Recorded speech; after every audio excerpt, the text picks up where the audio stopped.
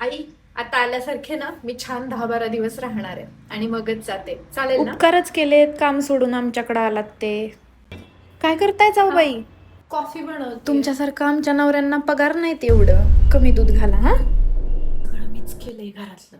सफाई झाली, घरातलं सगळं काम झालं, सणासुदीची तयारी झाली, फराळ बी निम्मा बनवलाय. आता काय, पापडाचं कुरडयांचं डबं उचलत्याला येतं आणि निघत्याल. आम्हाला बाया काम आहे, आम्हाला बाया काम आहे करत. आपण बसायचं राबत नाही. पापड कुठे ठेवले?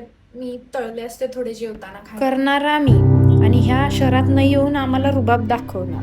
जाऊबाई, काय काय करायचं सांगा, मी पण तुम्हाला करू लागते. म्हणजे ना आपण गप्पा मारत बसूया, चालेल? कसल्या गप्पा जाऊबाई? आत्ता आमची शेतातली कामं चालू.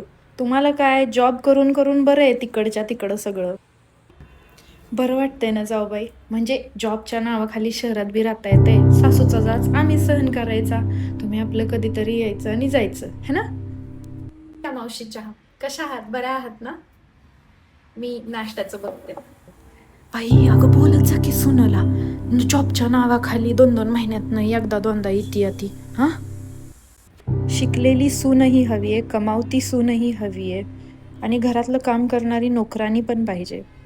म्हणजे ह्यांना नक्की काय पाहिजे यांचं यांनाच माहीत नाही, पण टोमणे द्यायला सगळ्यात आधी. नक्की सासर घर आहे की माहेर घर आहे काहीही समजत नाही.